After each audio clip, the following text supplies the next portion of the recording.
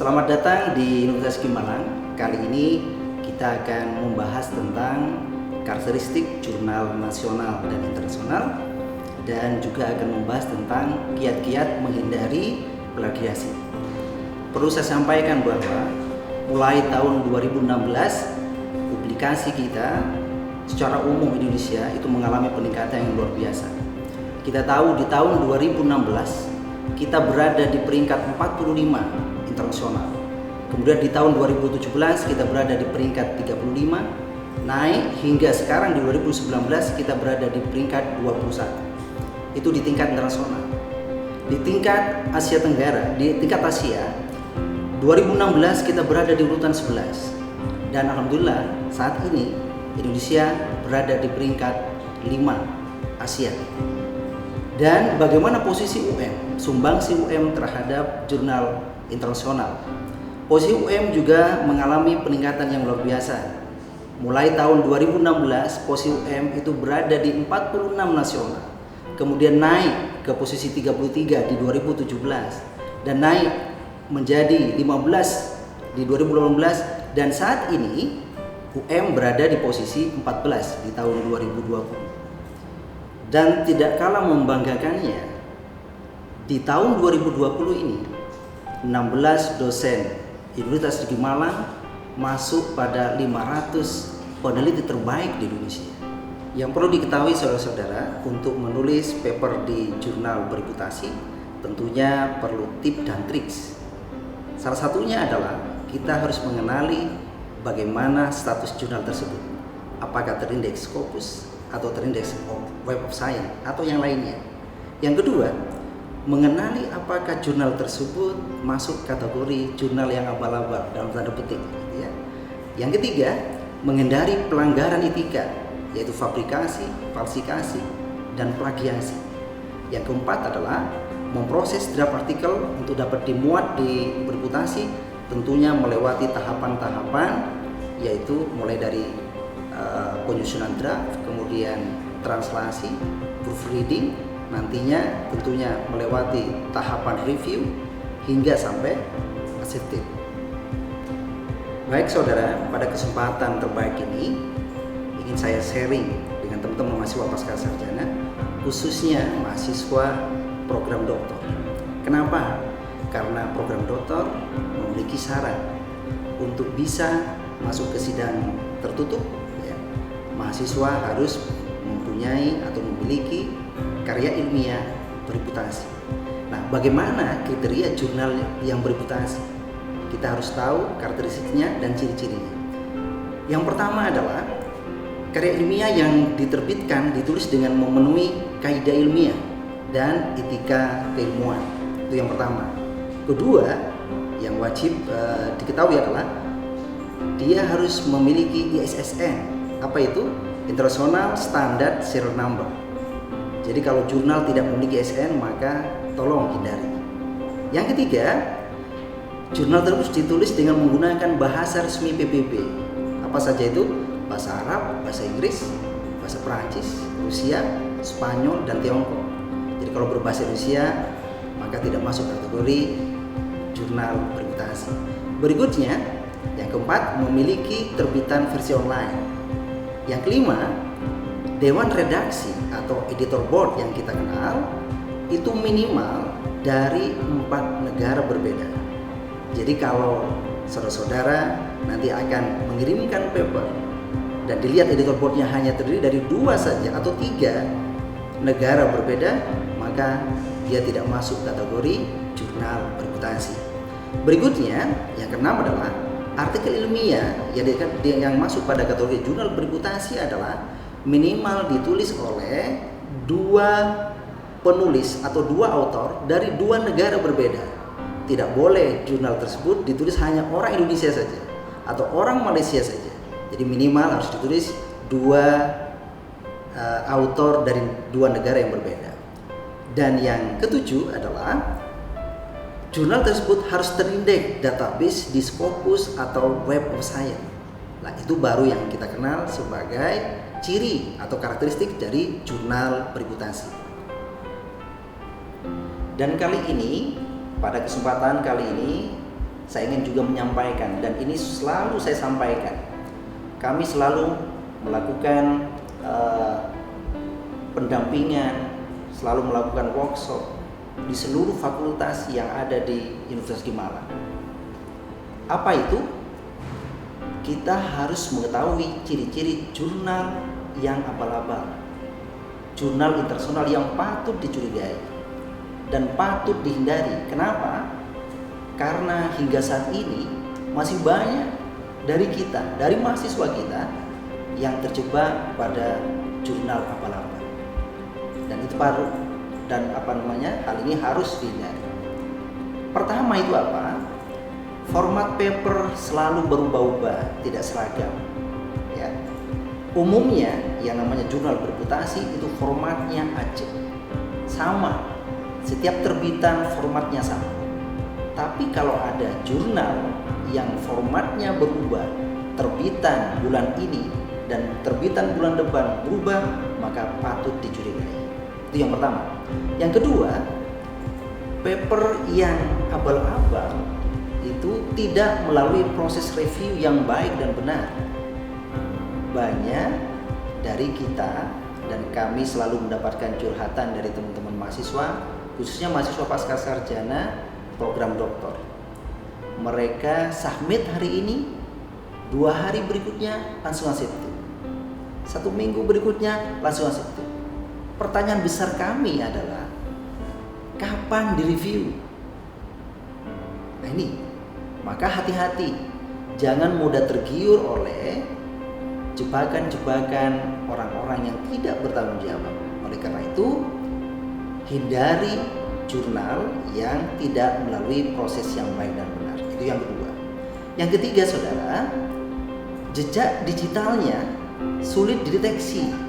Biasanya kalau kita cari alamat, kalau jurnal yang abal-abal itu biasanya susah untuk kita deteksi. Berbeda dengan jurnal yang berputasi. Sekali kita masuk URL-nya langsung ketemu. Tapi kalau jurnal yang abal-abal biasanya susah. Nah ini ciri-ciri. Yang berikutnya yang perlu dihindari adalah hindari jurnal yang tidak memiliki DOI. Nah, masih ada jurnal yang tidak memiliki DOI.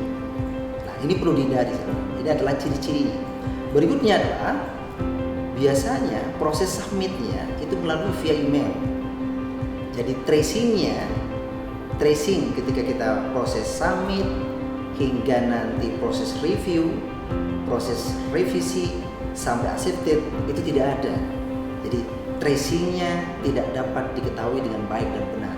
Oleh karena itu tolong hindari proses submit yang melalui via email. Berikutnya adalah terbitan volumenya tidak teratur. Terkadang naik secara drastis, tidak beraturan. Contoh, bulan ini keluar dengan terbitan 1 kali terbit 30.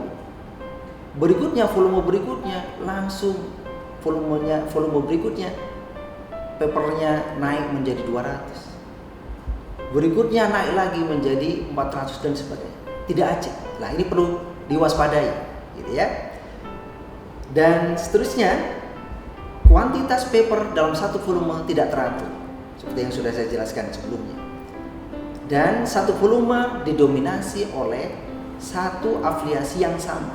Misal, ada jurnal yang terbit volume 1 atau volume 2 itu didominasi orang Indonesia saja, atau orang Malaysia saja, atau orang India saja. Nah, ini patut dihindari, saudara. Dan yang terakhir adalah kecenderungan mereka biasanya open access. Kenapa? Karena kalau open access maka author itu harus bayar ke publisher. Nah, ini yang menjadi ladang bagi mereka untuk meraup keuntungan yang sebesar-besarnya dari yang namanya jurnal abal-abal. Oleh karena itu, tolong hindari yang telah saya sebutkan tadi. Selanjutnya, saudara, pada kesempatan kali ini saya juga akan menyampaikan beberapa etika ilmiah. Ya, kita sebagai akademisi, sebagai saintis, gitu ya, harus paham betul bagaimana menghargai etika ilmiah. Pertama, yang harus kita pahami itu adalah fabrikasi. Hindari fabrikasi. Apa fabrikasi? Fabrikasi itu biasanya mengarang, membuat atau mempercantik data fiktif. Tolong dihindari. Selaku akademisi, selaku saintis. Itu yang pertama. Jadi kita harus menjunjung tinggi etika ilmiah. Yang kedua, yang perlu kita hindari lagi jenis-jenis pelanggaran etika ilmiah. Yang kedua adalah falsifikasi. Apa itu falsifikasi? Memalsukan, saudara. Jangan sekali-kali memalsukan data. Kita sebagai saintis boleh salah, tetapi jangan berbohong. Ini selalu yang saya sampaikan kepada mahasiswa-mahasiswa saya, baik mahasiswa S1, S2 maupun S3. Kita sebagai peneliti muda, sebagai saintis, sebagai akademisi, salah itu biasa. Salah itu biasa. Tapi yang luar biasa kalau kita berbohong. Kalau kita salah, itu adalah wajar dan harus kita perbaiki, kita introspeksi diri. Tidak ada masalah. Tetapi kalau berbohong, jangan sampai kita lakukan. Karena sekali kita berbohong, maka kita akan dicap jelek ya, oleh lingkungan kita, oleh masyarakat ilmiah kita. Itu yang perlu dipahami. Yang ketiga, pelanggaran-pelanggaran yang perlu dihindari adalah plagiasi. Ya. Apa itu plagiasi? Mengambil hak kekayaan intelektual orang lain. Jadi, selaku akademisi, selaku saintis, maka etikanya, saudara, ketika kita ingin mengambil atau merujuk karya ilmiah orang lain, maka kita harus sertakan rujukannya. Jangan kita klaim bahwa itu adalah karya kita.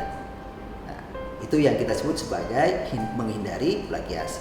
Yang terakhir, yang keempat adalah penyimpangan serius tentang apa? Authorship. Jadi mengakui bahwa itu adalah hasil karya kita, padahal karyanya orang lain.